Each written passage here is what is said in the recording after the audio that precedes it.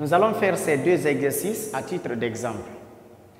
On nous dit ABC est un triangle rectangle en A. Donc, je vais d'abord construire le triangle. Donc, ça c'est petit 1. On construit d'abord ABC. ABC est un triangle rectangle. Est un triangle rectangle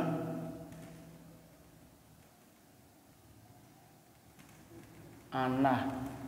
Donc, on construit le triangle rectangle.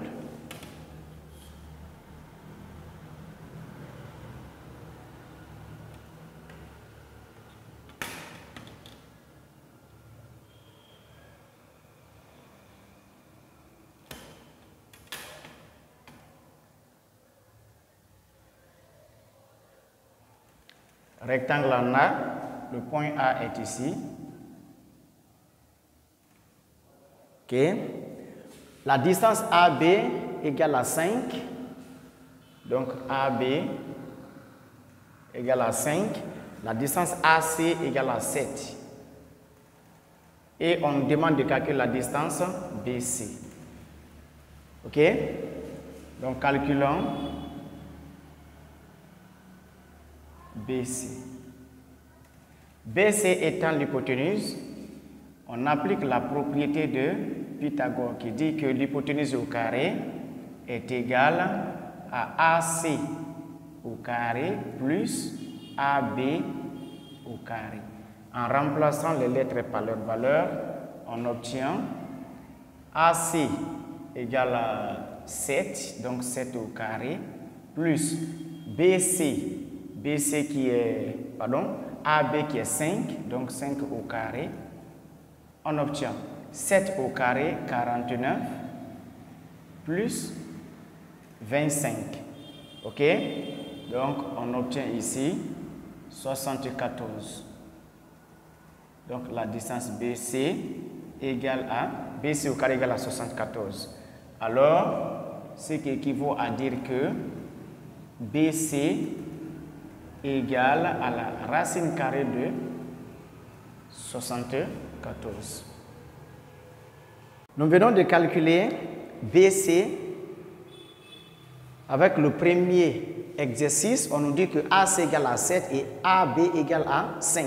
Mais dans la deuxième question, on nous dit que AB égale à 5 et BC égale à 10. Donc, AB égale à 5 et BC égale à 10. Cette fois-ci, on connaît le côté AB. Ok? Cette fois-ci, on connaît le côté AB. On connaît le côté BC. Mais c'est ce côté qu'on ne connaît pas. Et c'est ce que nous voulons calculer. On utilise toujours la propriété de Pythagore. Pythagore nous dit que BC au carré est égal à AB au carré plus AC au carré. Alors, qu'est-ce que nous avons besoin ici? Nous avons besoin de BC. On a besoin de... Okay. Alors, nous venons de calculer BC avec AC égale à 7 et AB égale à 5. Maintenant, la deuxième question, on nous dit que AB égale à 5 et BC égale à 10. On nous demande de calculer la distance AC. Alors, pour calculer la distance AC, nous allons toujours utiliser la propriété de Pythagore. Parce que dans le premier cas, on connaissait la distance AC et la distance AB. Maintenant, ce deuxième cas, on connaît la distance AB, mais on connaît également la distance BC, mais on ne connaît pas la distance AC. Donc, il faut calculer AC. À quoi serait égal ici à AC? On utilise toujours la propriété de Pythagore. Pythagore nous dit que BC au carré est égal à AC au carré plus AB au carré. OK? Alors, dans ce cas de figure, nous avons besoin de la distance AC. Donc, c'est AC que nous allons tirer dans cette équation. Dans cette égalité, on dit c'est AB qui va se déplacer. Alors, AC au carré sera égal, bon, faisons comme ça, OK? Disons que BC au carré moins, parce que lui, il va se déplacer, moins AB au carré est égal à AC au carré. Donc, on peut bien disposer en écrivant AC au carré est égal à BC au carré moins AB au carré. Alors, on remplace les lettres par leur valeur.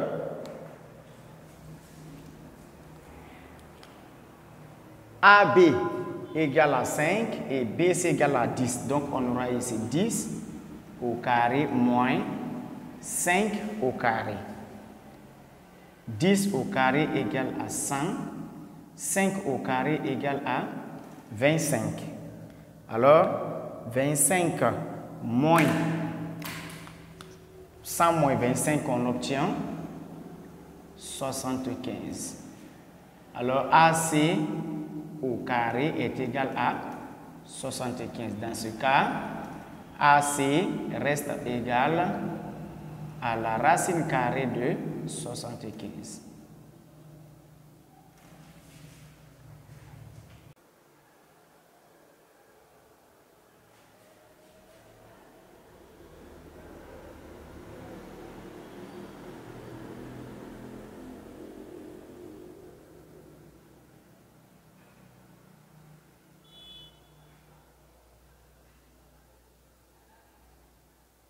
Deuxième exercice, on nous demande de trouver la nature du triangle EFG dans chacun des cas suivants.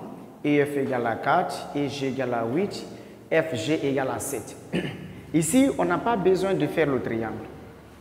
Donc, dans chacun des cas ci-dessous, trouvons la nature du triangle EFG. Premier cas, on nous dit que la distance EF égale à 4.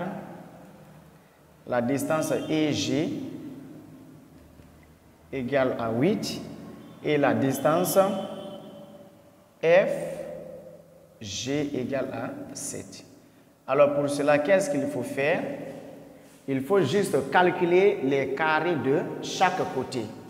Alors cela équivaut à dire EF au carré égale à 4 au carré, ce qui est égal à 16.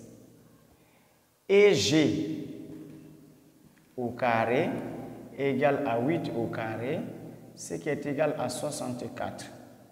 FG au carré égale à 7 au carré, ce qui est égal à 49.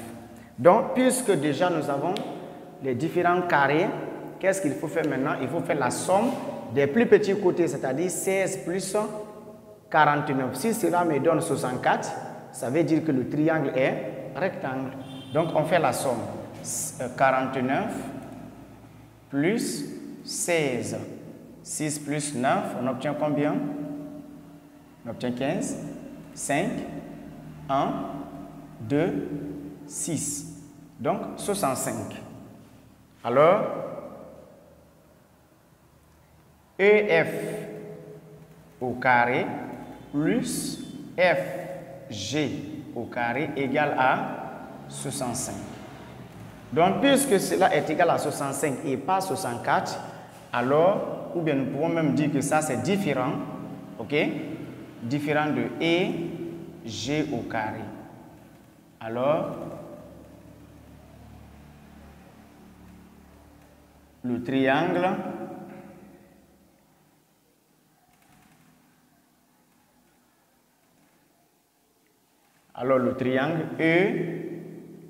EFG n'est pas rectangle. N'est pas rectangle.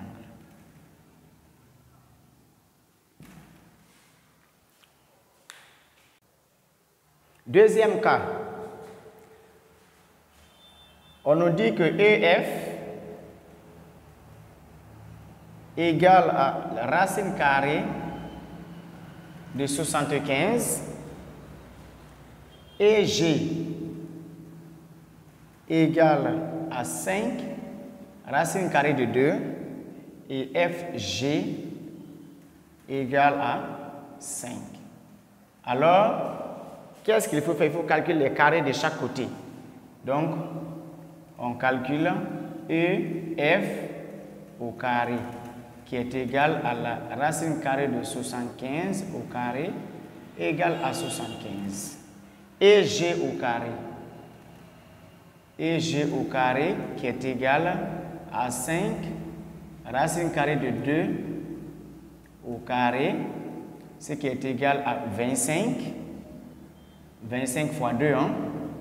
25 fois 2 égale à 50. FG égale à 5. FG au carré égale à 5 au carré égale à 25. Donc, nous avons deux petits côtés et un grand côté. On fait la somme de 25 et de 50. Alors, on aura 25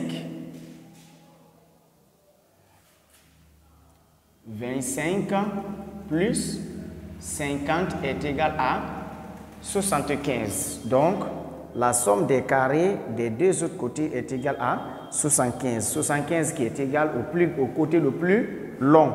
Alors, nous pouvons dire que le côté le plus long qui est EF carré, alors ici EF carré, EF au carré est égal, ok, EF au carré qui est 75 est égal à EG au carré, EG au carré plus FG au carré, FG au carré. Alors, EFG est un triangle